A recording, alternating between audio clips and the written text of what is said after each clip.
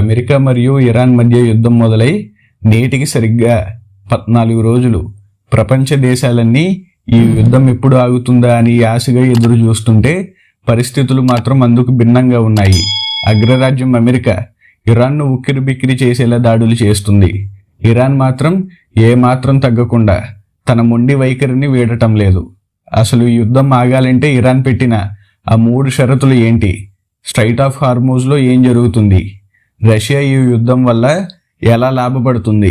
ఇంకా day 15లో Iran ఆర్థిక వ్యవస్థకు లైఫ్ లైన్ అని పిలిచే కర్గ్ ఐలాండ్ మీద యుఎస్ఏ చేసిన దాడి గురించి చెప్తా.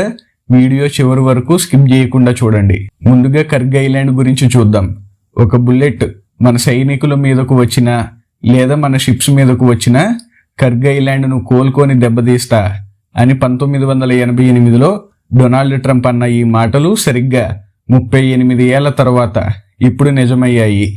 మార్చి 14, 2026 రాత్రి అమెరికన్ ట్రూప్స్ ఇరాన్లోని అతి ముఖ్యమైన కర్గ్ ఐలాండ్పై విరుచుకుపడ్డాయి. అసలు ఈ ఐలాండ్ ఎందుకంత ముఖ్యం?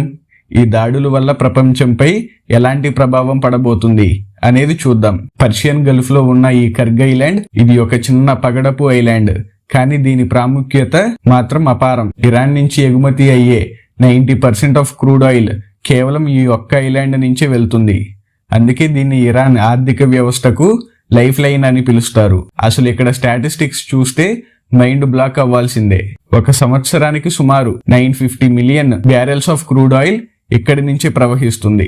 అంటే రోజుకి 16 లక్షల బ్యారెర్లు. అంటే ఒక ఏడాదికి సుమారు $53 బిలియన్ ఆదాయం ఈ ఒక్క ఐలాండ్ ద్వారానే ఇరాన్కు వస్తుంది. ఇక్కడ ఏకకాలంలో 10 సూపర్ ట్యాంకర్లకు ఆయిల్ నింపే సామర్థ్యం ఉంది.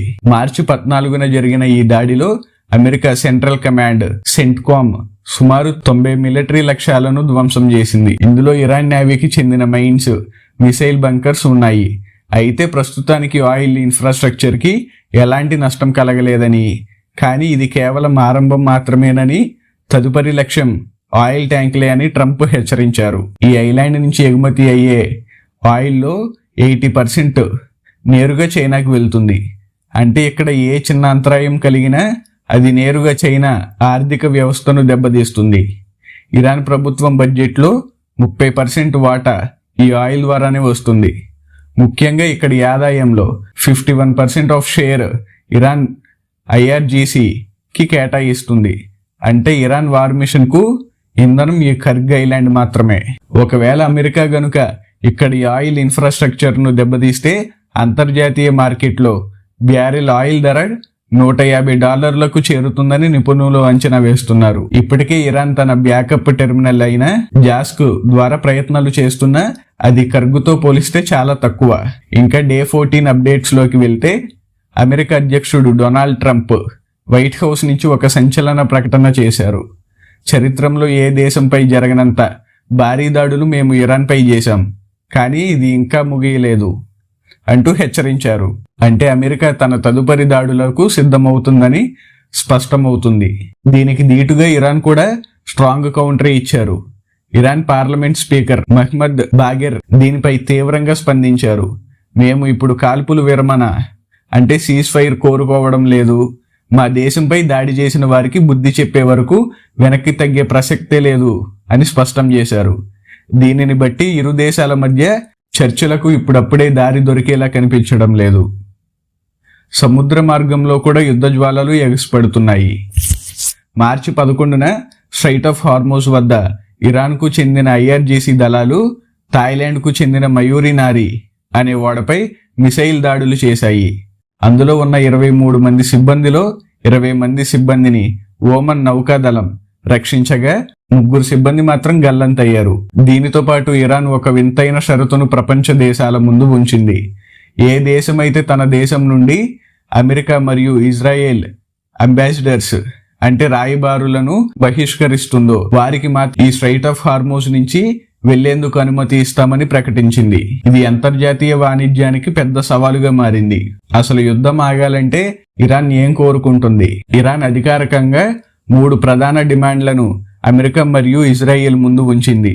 అందులో ఫస్ట్ వన్ వచ్చేసి రికగ్నైజింగ్ ఇరాన్స్ లెగిటిమేట్ రైట్స్. దీని అర్థం ప్రపంచ దేశాల మరియు ముఖ్యంగా అమెరికా ఇరాన్ను ఒక స్వతంత్ర మరియు శక్తివంతమైన దేశంగా అంగీకరించాలి. ఇరాన్ తన దేశాన్ని ఎలా పరిపాలించుకోవాలి అనే విషయంలో బయట దేశాల జోక్యం ఉండకూడదని, ఇంకా శాంతియుత అవసరాల కోసం విద్యుత్ వంటివి ఇంకాను సాంకేతిక అభివృద్ధి చేసుకునే హక్కు ఇరాన్కు ఉందని గుర్తించాలి.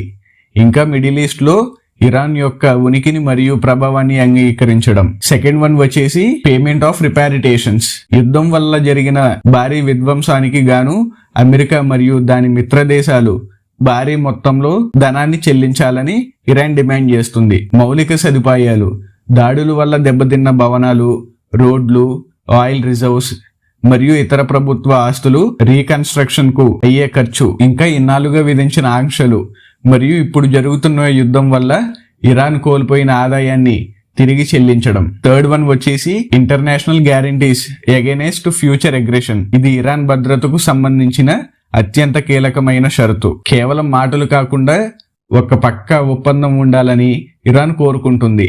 భవిష్యత్తులో అమెరికా లేదా ఇజ్రాయెల్ మళ్ళీ ఇరాన్ పై దాడులు చేయబోమని ఐక్యరాజ్య సమితి లేదా ఇతర ప్రపంచ దేశాల సమక్షంలో లిఖితపూర్వకంగా హామీ ఇవ్వాలి.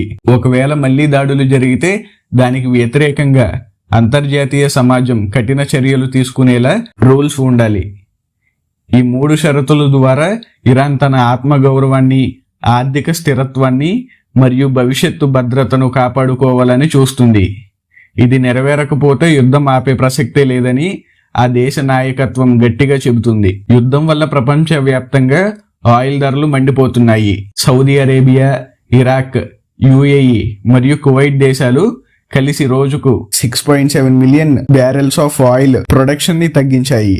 దీనివల్ల ఆయిల్ ధర బ్యారెల్ కు $200 చేరుకునే అవకాశం ఉందని నిపుణులు హెచ్చరిస్తున్నారు. అయితే ఈ సంక్షోభంలో రష్యా భారీగా లాభపడుతుందని, ప్రపంచ దేశాలు ఆయిల్ కోసం ఇబ్బంది పడుతుంటే ధరలు పెరగడం వల్ల రష్యా రోజుకు అదనంగా $150 మిలియన్ ఆదాయాన్ని సంపాదిస్తుందని ఇప్పటి వరకు రష్యా సుమారు $1.9 బిలియన్ అదనపు లాభాన్ని ఈ యుద్ధం వల్ల పొందింది.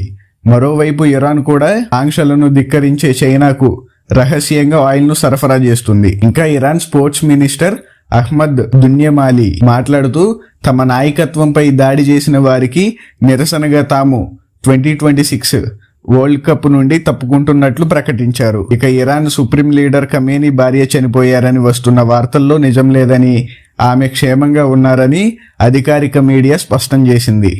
చూశారుగా 14వ రోజు యుద్ధ పరిస్థితులు అత్యంత భయంకరంగా ఉన్నాయి.